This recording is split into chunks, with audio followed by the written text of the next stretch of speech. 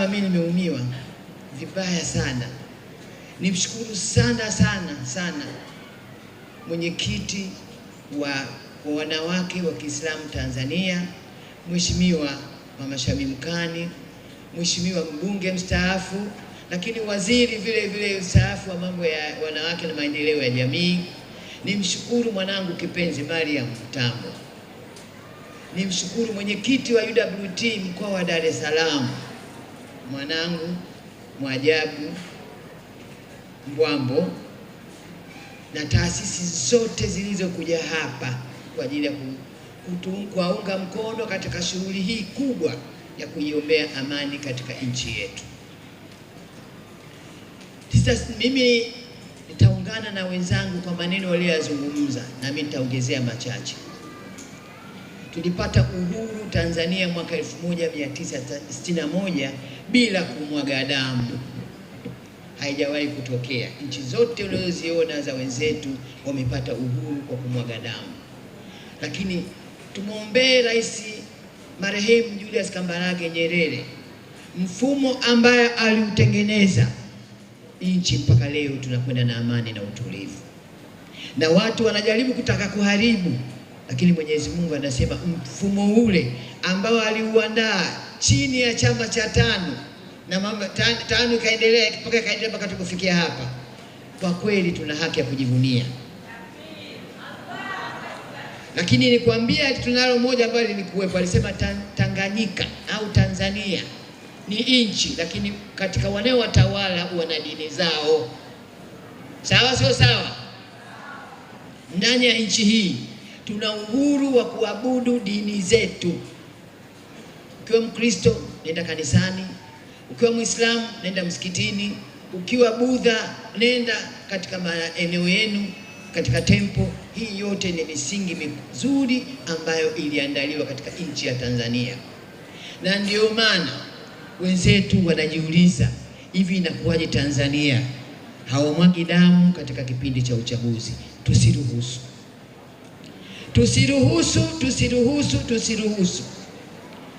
Kumwaga damu ni kitu kibaya sana. Kuumizwa au kupata ajali, kupata ulemavu ni kitu kibaya sana. Lakini Mwenyezi Mungu kwa kadari zake atatuepusha kwa haya. Atatuepusha. Kwa nini atatuepusha? Penye nia pana njia.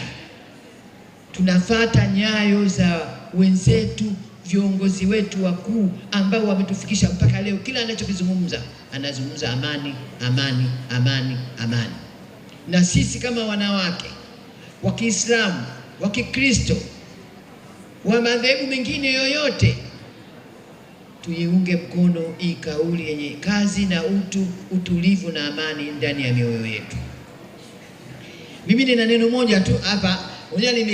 Nilikaa kule nikawa siwaoni, lakini hapa naomba akina mama msimame dakika moja, kila mmoja katika nafsi yake aiombee Mwenyezi Mungu ilete amani, na mimi niweze kuwaona. Kwa vile mmekaa huko mimi siwaoni, kwa vile tumekaa wote. Tusimame akina mama.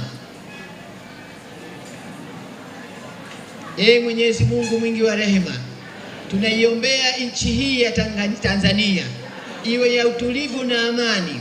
Tuende kupiga kura siku ya tarehe 29, tukapige tiki 3, moja kwa rais, moja kwa wabunge na kwa madiwani, tukiwa katika amani. Utuepushe na vurugu ambazo zitatolewa na binadamu ambao wanaleta katika uchochezi na kutumika. Nchi hii ni nchi ya amani. Watu watakaoumia katika amani vurugu hizo ni watu wenye ulemavu, watoto, wanawake na mambo haya. Sisi wa Tanzania hatuhitaji vitu kama hivyo. Mwenyezi Mungu baada ya kusema hapo, kaeni chini tuendelee na mada yetu. Ninazungumza mimi kwa uzoefu niliyekuwa nao. Naombeni kina mama tuwe na utulivu. Tulipata vurugu kidogo, nchi ilitikisika kwetu upande wa pili Zanzibar. Wanaume wote walikimbia wakakimbilia Mombasa, wanawake wakaacha majumbani wanahangaika na watoto. Uongo sio uongo?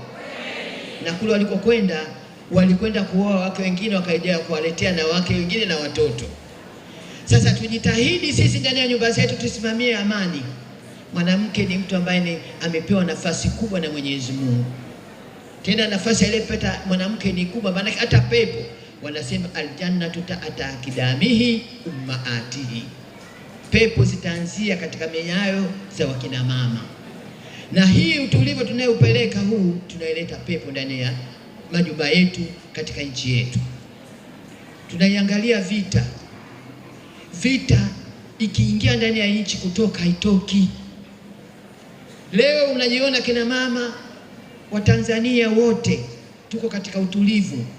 Tunawaombeni kina mama kokote mnakotusikia Tanzania mzima, tunahitaji amani na utulivu, kwa sababu tunaona wenzetu Kongo wana uchumi wa dhahabu, lakini ile dhahabu haina maana yote kwa vile hakuna nini? Hakuna amani. Tunaona wenzetu Sudani, mpaka leo Sudani ya Kusini ni kupigana tu, hawajui wanafanya nini. Watu wanakwenda katika balozi, wanarudishwa kwa ndege kwa haraka tayari kuna kupigana. Kwa nini? Unajua pameshakuwa pamekosa amani. Hivi leo niwaambieni kina mama, ukikatika mkono kuna raha tena hapo? Umevunjika kiuno, pana raha tena hapo? Jana nilikuwa na hafla kubwa sana ya watu wenye ulemavu. Wakasema sisi tumejipasua kabisa watu wenye ulemavu, na wengine wapo hapa wamekuja. Wamesema watu watakayeteseka wa kwanza katika ulemavu, katika vita, ni watu wenye ulemavu. Mlemavu akiona vita, ina maana anakimbia, hawezi kukimbia. Watoto yatima hao unaowaona tulikuwa nao jana, wao hawana baba, hawana mama. Vita imeingia, atapata wapi chakula mtoto yule? Vita imeingia, yule nani atampa elimu yule mtoto? Ina maana sisi tutawaingiza watu katika janga ambalo haliwahusu.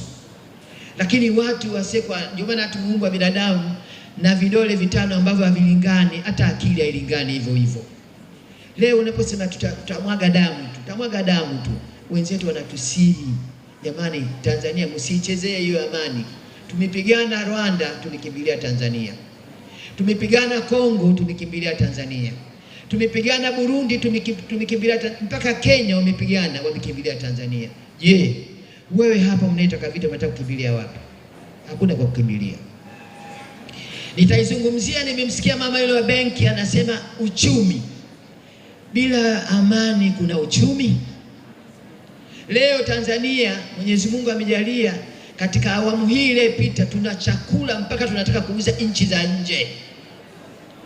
Kilimo kimekuwa tija nchi hii, mchele wa kutosha, unga wa kutosha, maharage ya kutosha. Tunaomba na nchi zingine kwenda kuwauzia ambao wenzetu wana vita. Leo Kongo wana samaki, utaamini Kongo wanachukua dagaa mpaka kilo na mafia. Kwa nini wanachukua dagaa mafia wakati kuna Lake Tanganyika? Hakuna amani hata ya kwenda kuvua.